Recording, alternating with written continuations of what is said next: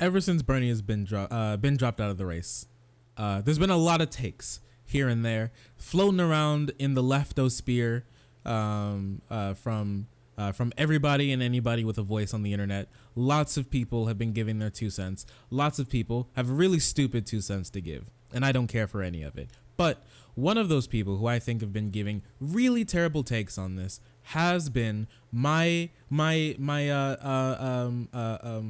who's very close to my heart, Kyle, Big Seltzer, Legless Kulinski, right? Kyle Kulinski, when I started to get a lot more politically active, was one of those channels that was always in my rounds when I'm looking at progressive politics. You know, him, Rational National, the Humanist Report, Sam Cedar, David Pakman. I guess a little bit of Progressive Voice. I think Progressive Voice is kind of stupid, but you know, we can. That's a video for another day. Kyle's one of those people that I kind of like looked up to for a long time, and he gives a lot of really good points for a lot of his videos. I think he really does. No hate on the guy. I think he's incredibly smart. I still believe that.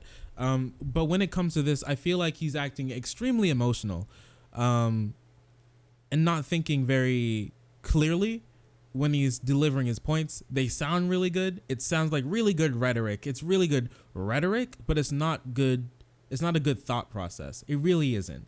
And he released a video not too long ago, about a week ago now, where he goes over Mehdi Hasan's talk with Noam Chomsky about how people should vote, Chomsky's ideas on the Never Biden movement, Chomsky's positions on lesser of two evil, and Kyle has a very dissenting view on what Chomsky has to say, and I don't think that his arguments are very good. So we can go through it. We can listen to it. I just want to take it step by step.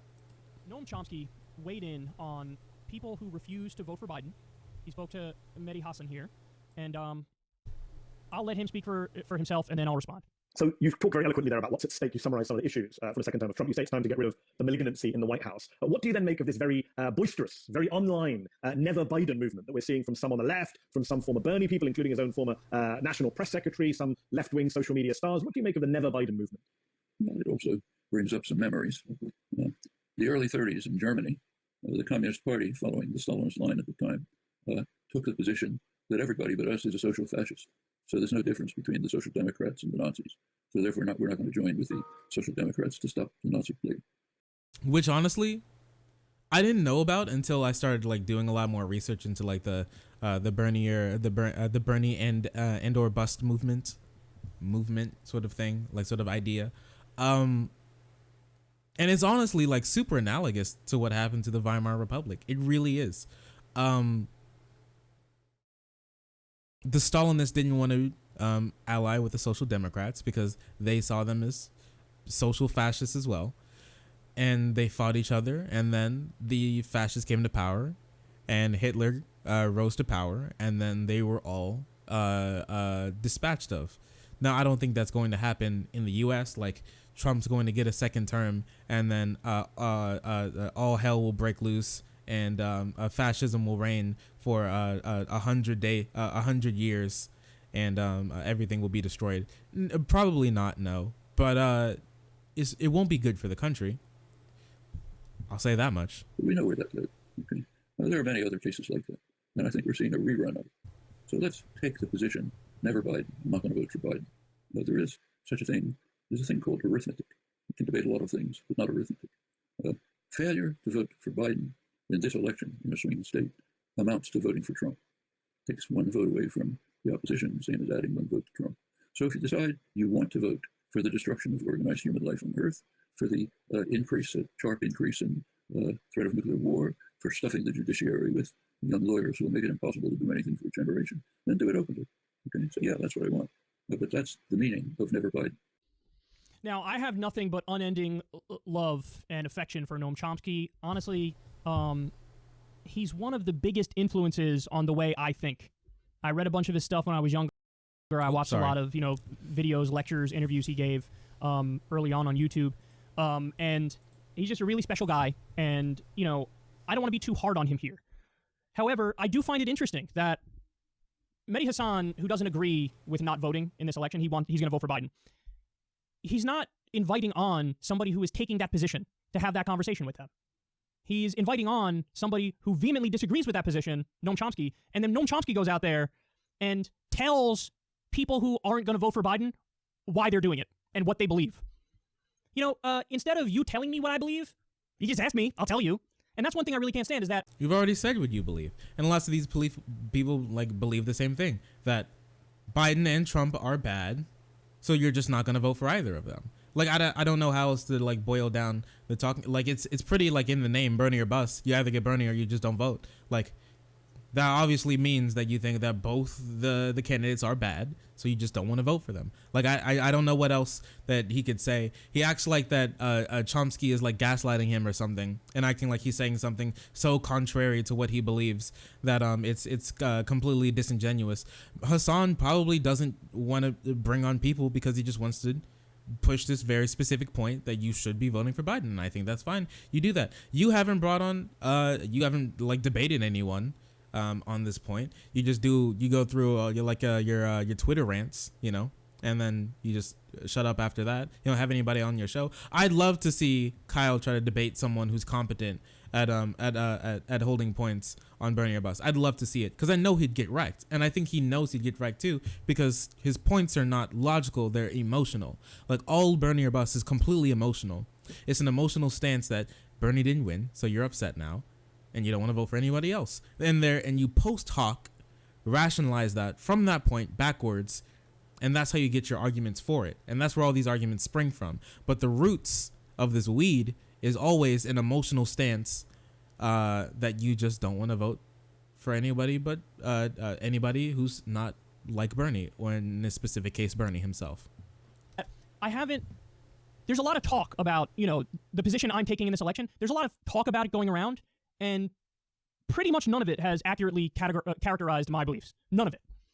Even people who are somewhat sympathetic have tried to describe my position, and they're not doing it effectively. They always end up telling me I believe something that I don't believe. Okay, so... Sure, but everyone's not the same. Obviously, they're going to do that. But please, good sir, Mr. Big Seltzer, please tell us what you believe. Let's break down some of what he says here. He says, a failure to vote for Biden amounts to voting for Trump. Which... I know it's the big meme, right? I know it's the big meme going around that, people saying, if you don't vote for Biden, that means it's a vote for Trump. Technically speaking, no, it's not. Literally speaking, it's not. But it amounts for, it gives the same problem, right? If you don't vote, right, and your vote would have gone to Biden because you're not going to vote Trump, Biden is closer to your political beliefs than Trump. If we're talking from a progressive standpoint, a liberal, a lefty, a progressive, any three of these groups, Biden is going to be closer to your political prescriptions than Trump is. This is just a fact. If you take away a vote that wasn't supposed to go to Trump, it was supposed to go to Biden, and you take it off the table, you might as well have added a vote to Trump. Taking away a vote from Biden is the same thing technically as giving a vote to Trump. So I guess you can frame it in that way. You can. I know it's a big meme, but taking away a vote from Biden is the same as if Biden didn't have a vote taken away and Trump added a vote, because he's still ahead. He gains one vote in the lead. Now, obviously, our elections aren't decided by popular vote, obviously, but if we're talking on a state level, sure. And we can get back. But yeah, it's not great as a rhetoric point, but I think most people who are arguing against it are just nuanced trolling. Obviously, if you don't vote for Biden, that isn't literally a vote for Trump. It doesn't work like that.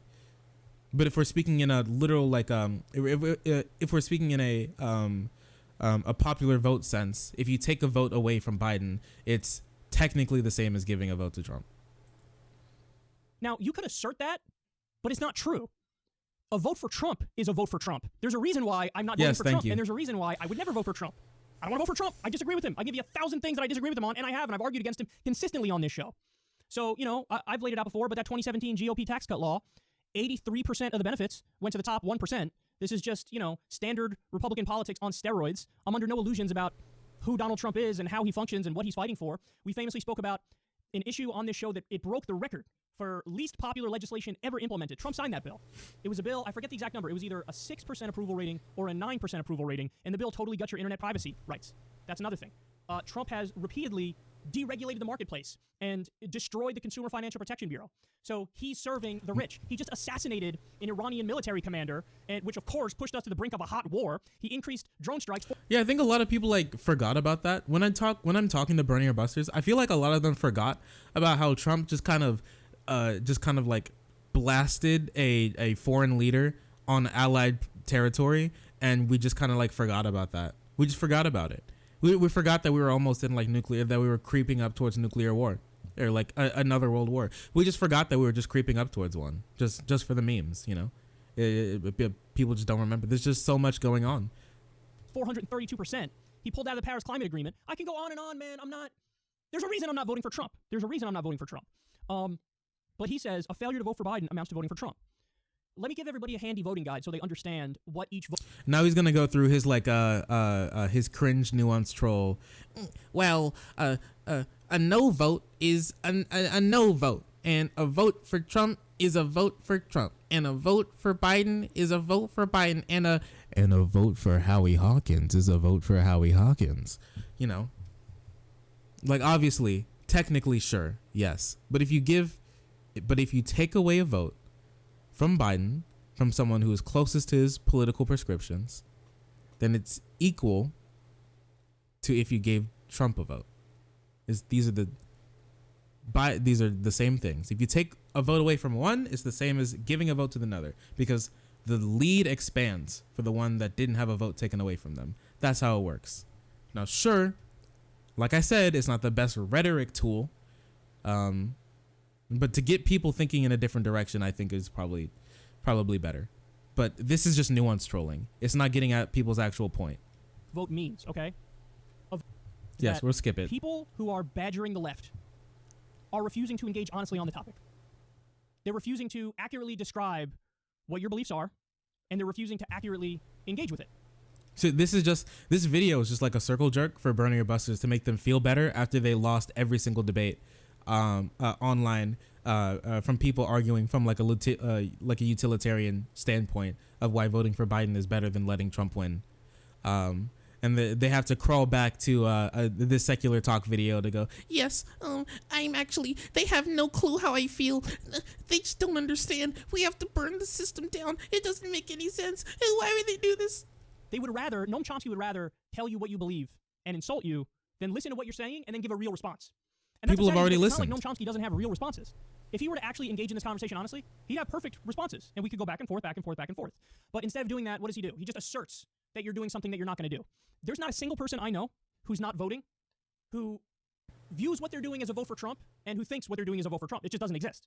I don't care. He didn't say that they feel like they viewed their voting as a vote for Trump. It equals the same thing. It's the same exact action. Technically, it gives the same exact outcomes, which is what we really care about here, right? It's the same exact outcome, right? If you're driving in a car, right? If you're driving in a car and you hit something, sure, like you hit that thing. Okay, you driving, you hit it. If you're driving in the passenger seat of a car and you grab the wheel and then you pull the car to hit the thing, those are the same exact. At the end, you both hit.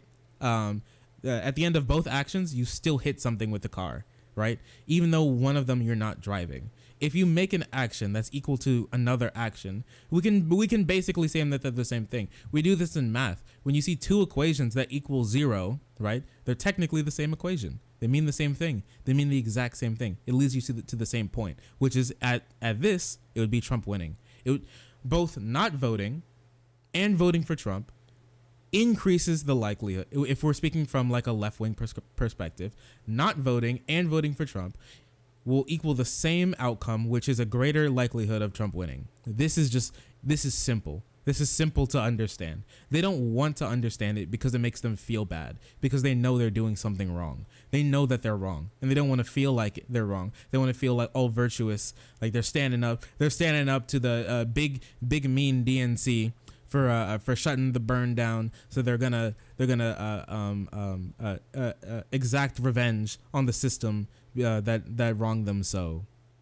And you're not going to, by asserting that you think that's the case, you're not actually going to make that the case. No, I hate to tell you. Now, the other thing is, and again, it goes back to, why is it all the arguments of people trying to get guys like me to vote for Biden, why is it it's all negative reinforcement? They never have anything positive to say about Joe Biden. It's always... That's not what negative reinforcement means, but... He literally makes the comparison of Hitler rising to power, and how the far left didn't want to compromise with the center left, and therefore, Hitler rose to power. I'll just say up front, man, I think any comparisons that have Trump being Hitler are honestly hyperbolic and kind of stupid. All right, you want to talk about something that's hyperbolic and really stupid?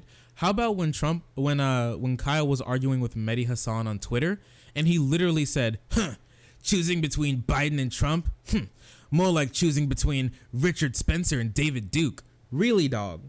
Really, my man?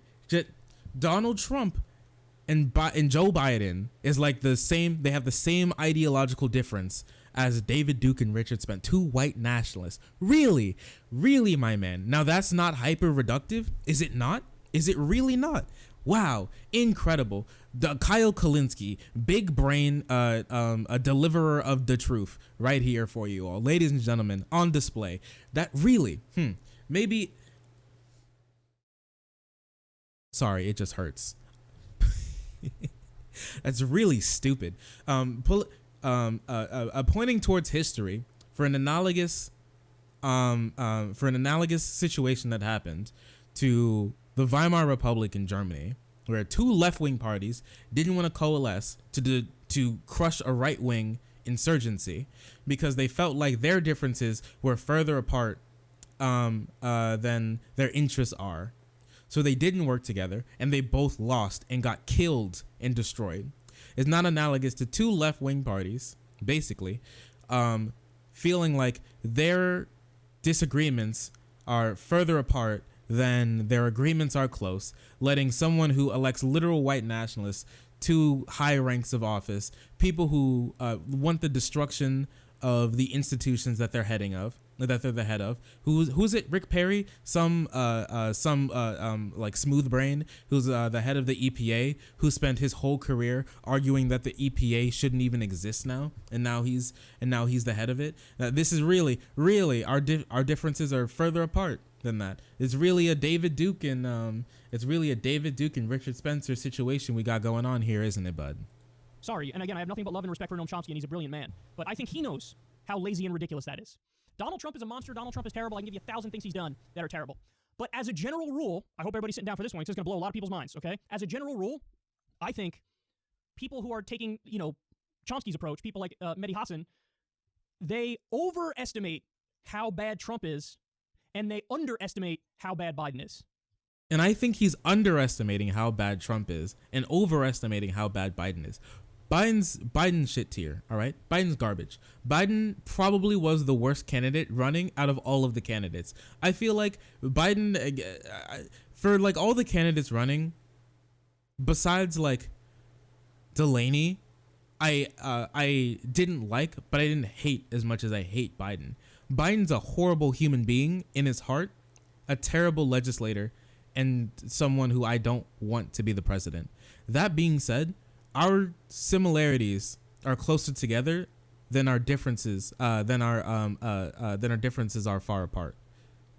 So, and with Trump being the one who's running against him, it's going to be one of them who's going to win. And I'll bet anything on anybody who disagrees with my point here. I promise you. All right, hit me up. You can email me whenever you want. Message me on YouTube or Twitch or whatever, whenever you want. Hit me up. We can get into a debate. I would put down $10,000 that either Biden or Trump are going to win. For the people who want to bring up Howie Hawkins, I don't give a shit about Howie Hawkins. His policy platform might be cool. That's cool. He's not going to win. Okay, and I bet $10,000 on it. All right. One of the two from the two major parties is going to win here. All right. This is true. And with that being said, I'd rather the person win who doesn't elect white nationalists to office, who doesn't pack the courts full of extremist right-wing judges, who doesn't push the country further towards isolationism from our international allies and ruin all of the great, like, I was going to say world building. I'm not sure if that's the right term, but the alliances and the good steps we've made forward in the Middle East, like tearing up the Iraq deal. Iraqis hate us. They hate us. And they've always had a reason to hate us. Even from the Obama administration, they hated us. They didn't want, lots of groups in Iraq didn't want the leader of Iraq to sign the Iraq nuclear deal. They didn't. They said America's going to come back and screw us over. And guess what happens when Trump comes back? America comes back and screws them over. And now that may be a relationship we'll never be able to mend again with how people see the U.S. as very rightfully an agent of basically chaos in their neck of the woods, right? In the Middle East, we've done a lot of horrible things in the Middle East. And obviously not all of them are Trump. A lot of them were done by people like Bush, people like Obama, people like Biden, obviously. But Biden was more likely to make good steps. He's more likely to be pressured by us to make better steps in these sorts of situations than Trump ever could be. Now, what I did not just say Trump and Biden are equally bad. I didn't say that. And I don't believe that. But I do think that your average, really? Wait a second. who's going to vote for Biden. Wait a second. I need this.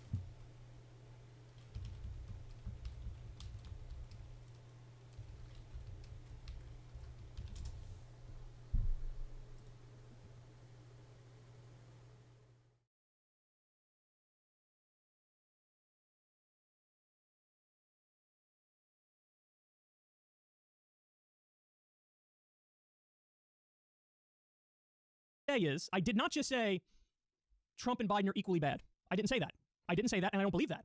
But I do think that your average, lefty who's going to vote for Biden overestimates how bad Trump is and underestimates how bad Biden is. It's almost like he's lying. And sees Trump and Biden as being equally far away from him, so they equally don't deserve his vote. It's almost like he's saying they're both equally bad, basically. That's what amounts to what he's saying. In my opinion, both Trump and Biden are beyond the pale. And then he goes on this like LARPy shit where he's like, they're beyond the pale. You cannot vote for them. They're too bad to be voted for. They do not deserve our votes. Ooh, they're too spooky.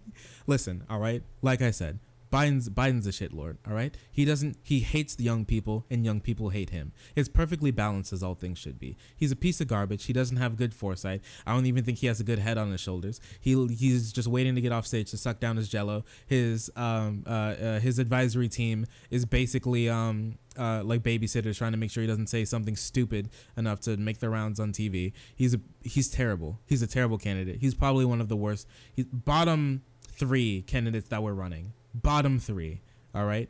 But he's the nominee now, basically.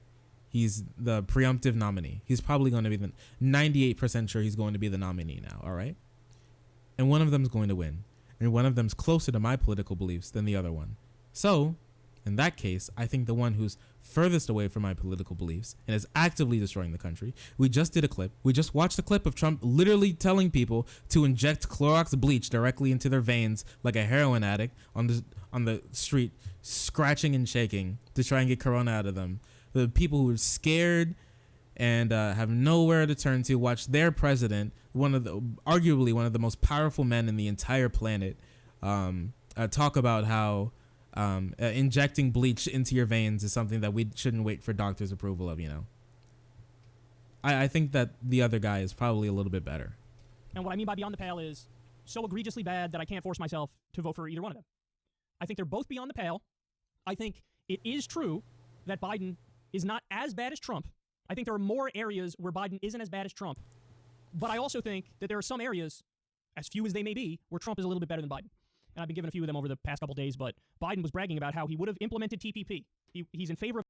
See, I've mostly come off of this sort of like we need to be really protectionist. I'm kind of more of the stance that we should probably start to change our economy to be less geared towards manufacturing and more geared towards service.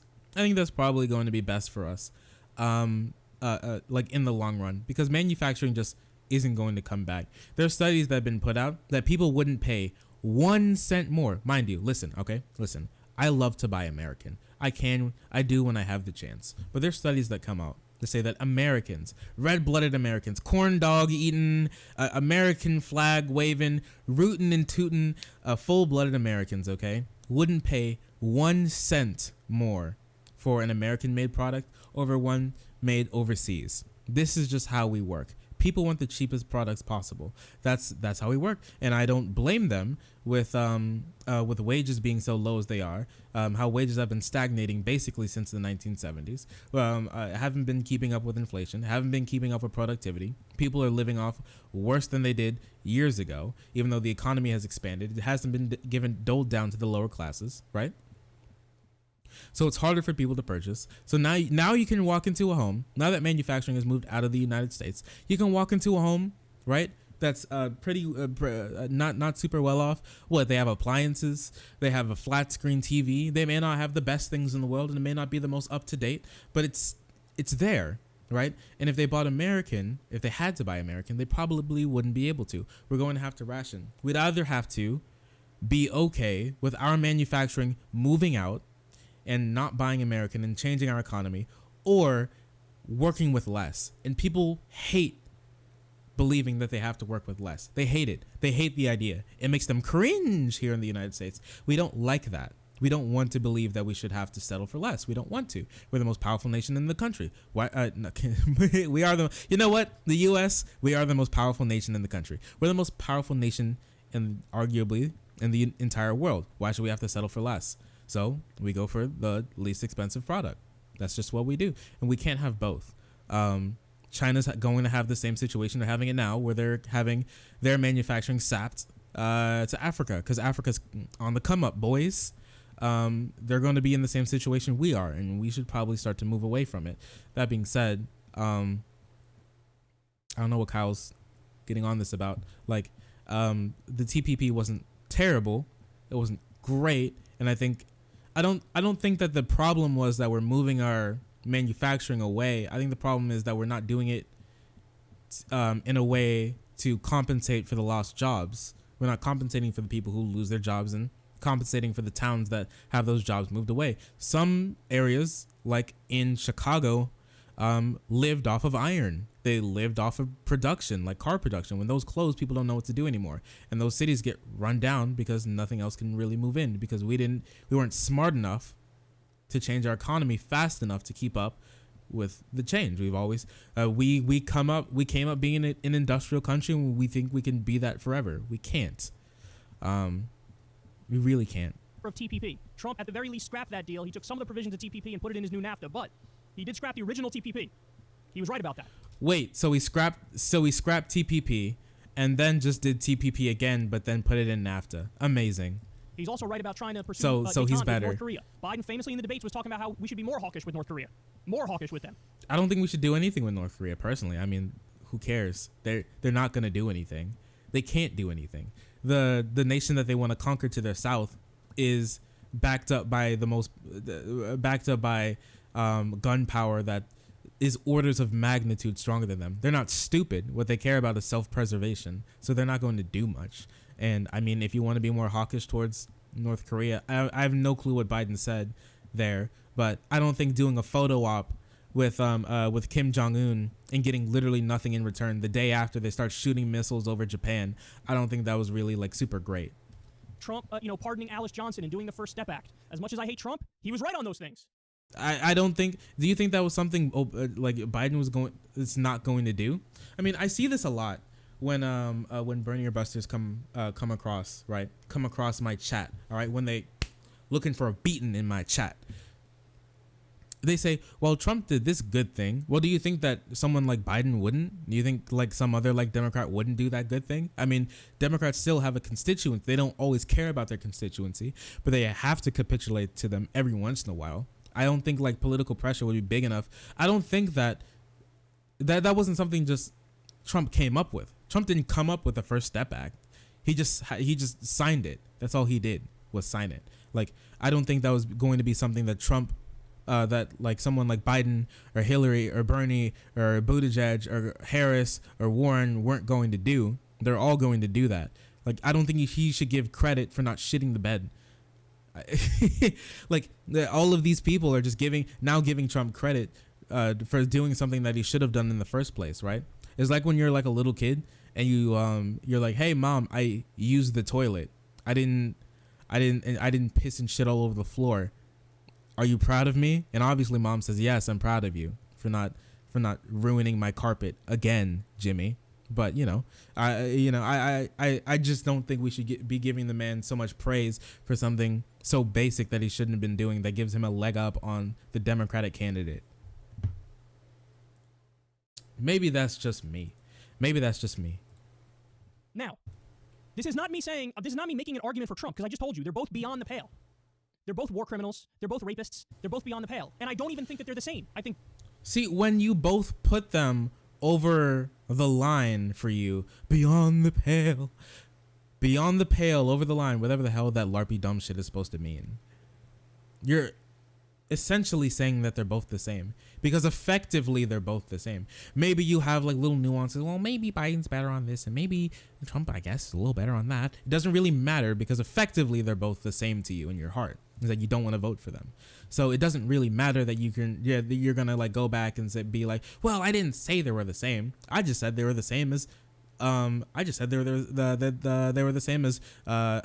difference between them as alluded to. They have the same difference as like a David Duke and Richard Spencer, they're just that close, both beyond the pale. Biden is better on more issues, namely so much better on the courts, so much better on climate change, and throw in there most social issues. Biden is better.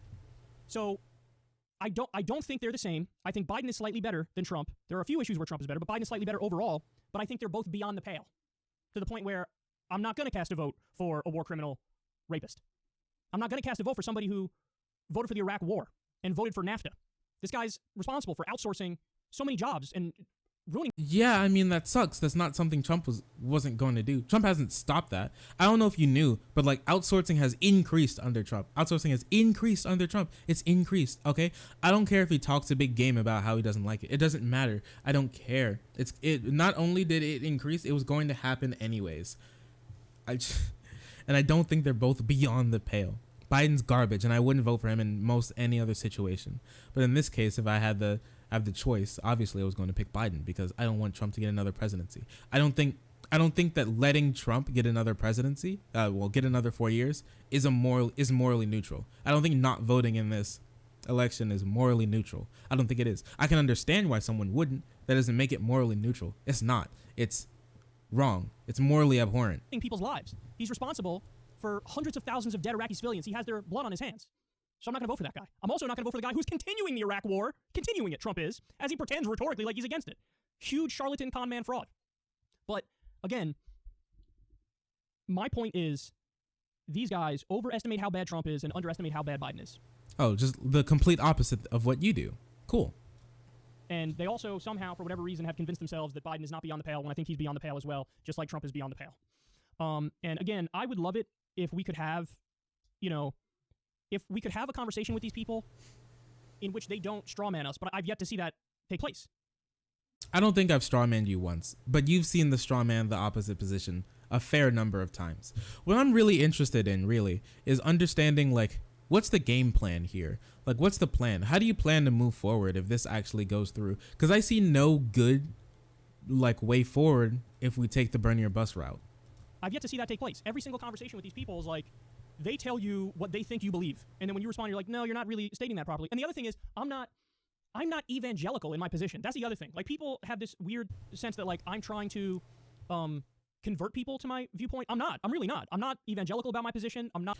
I don't care what you're trying to do. You're doing it. Like, I don't think some like neo-Nazi can like make a bunch of videos on like the JQ or whatever about like how like people with darker skin have the bad guy gene, have the steel gene or whatever, you know?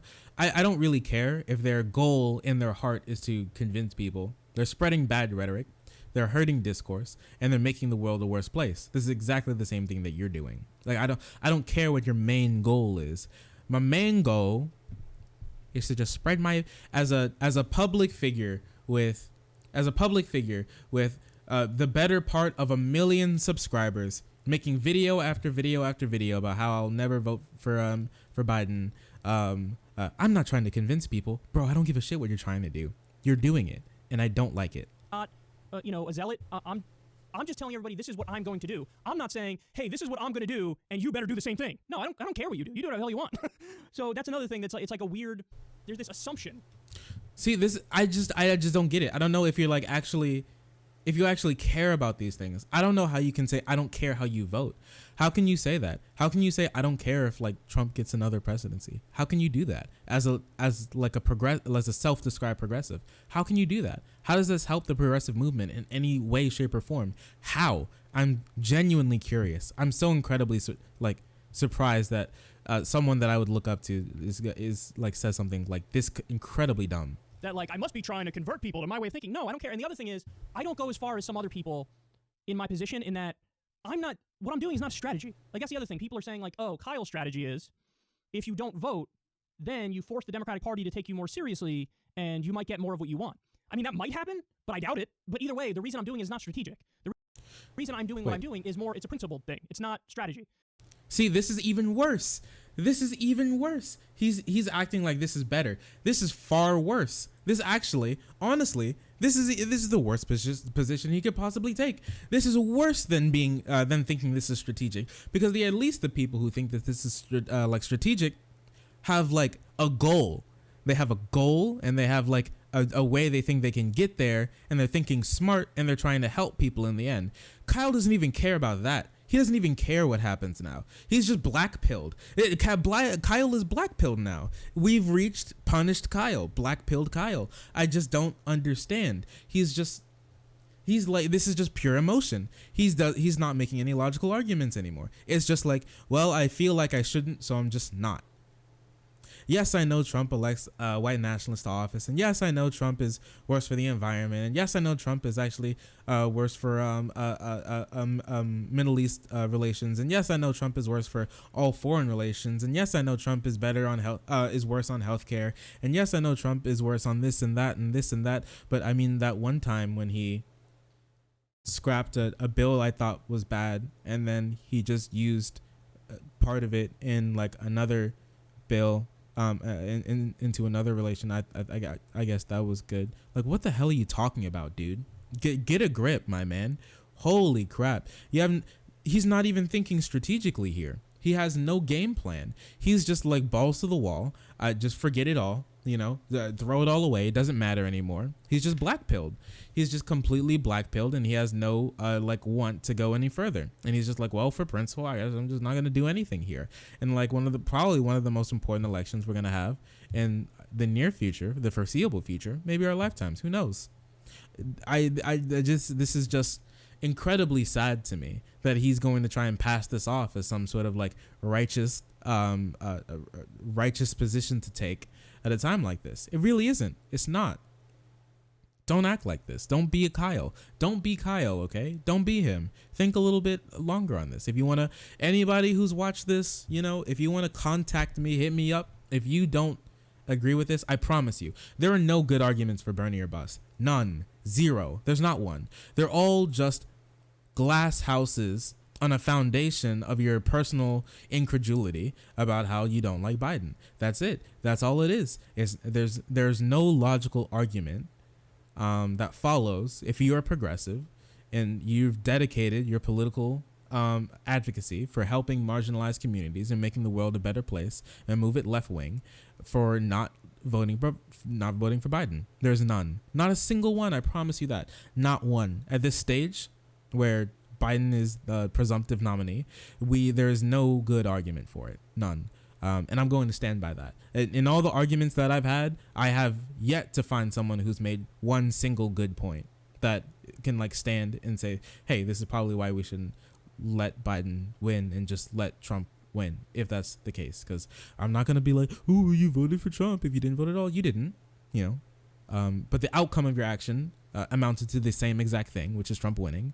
I just don't see how this is any help to like the progressive movement.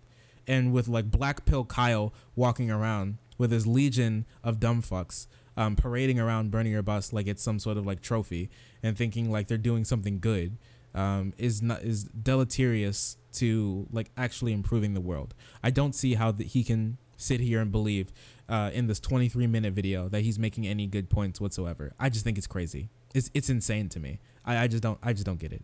I don't know. Maybe I'm just not seeing it. Maybe the pale, maybe the pale is blocking my eyes and I'm cucked by the question. Who knows, dude? Who knows?